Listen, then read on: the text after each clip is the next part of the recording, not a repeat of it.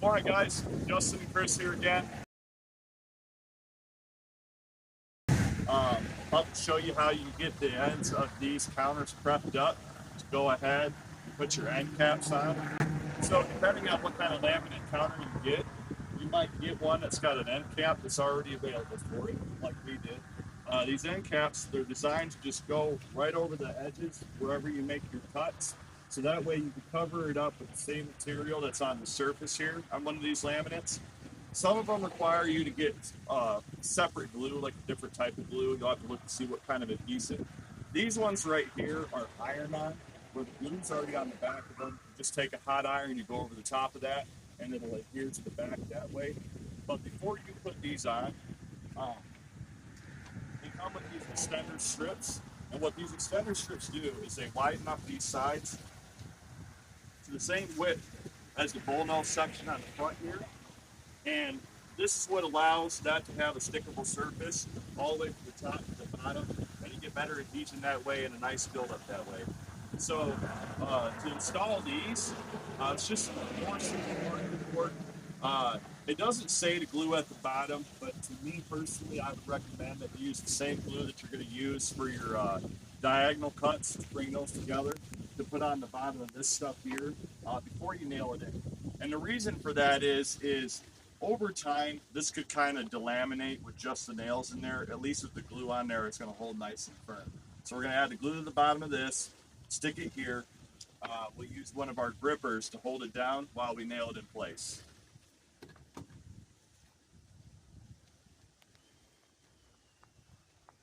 You don't need a whole lot of glue, just enough to do the job. Okay. You're going to flip this over. I wouldn't start it right at the edge, otherwise you'll get glue coming out the side. Start it about a 1/4 inch away from the edge, press it down, and then move it towards the edge. And you'll have a lot less problems with glue coming out the bottom. Okay? It's okay if glue shows up on this side, no one's going to see that. Okay, so once you get it the way you like it, and pretty well set there, you can take your gripper and pick the side that you want to go on. I start from the back side, and that way I can work from my front to the back. So you're just going to line this up to the same as that edge there. And you want to get it pretty close to flush, which is right along the same plane there. So that way you get good stick zone when you stick on your piece there. And so we're pretty flush right there. Press that down real good, get that glue in there well. You'll see the glue is already starting to tack up. It goes pretty fast, but we want to make sure we get it right. So, okay, a lot of times your kits are going to come with nails already in them or screws. If you don't have nails in your kit, just make sure your nails are not so long that they go through the other side of your medium there. I'll show you an example of where even the manufacturer didn't really think about it for us. These little caps go on the back here, and if you measure that nail off the back side of that cap, it's really close to that edge. I would not use this nail that the manufacturer provided with this little shim piece, because there's a strong chance you'll penetrate the other side of your laminate. So I'll show you how you deal with that. But you should always check, even if it comes with the manufacturer kit, because as you can see, that was awfully close to penetrating right through that.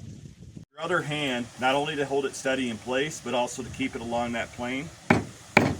You could use 2 grippers if you wanted to.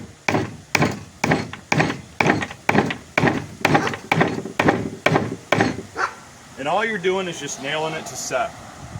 You don't have to nail it any further than that. No one's ever going to see that underneath there. You're just nailing it to set it to this board right here. That's all you're doing. Now, this thing comes with 6 nails. Part of the reason I glued it to, less nailing, less likely you're going to have a problem, in my opinion. You're only going to want to put 3 nails in this with that glue in there. The glue's going to do the rest of the job. The nails just hold it in place while the glue sets.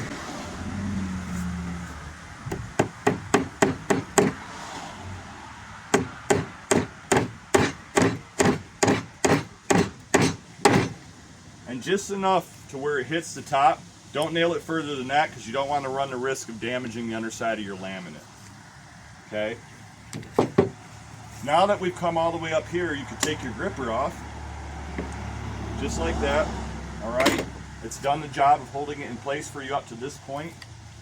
You're just gonna take your nail, and I would say too, come about 3/4 of an inch, a 1/2 inch to 3/4 of an inch off of each one of those edges. Also, so that way you don't split anything.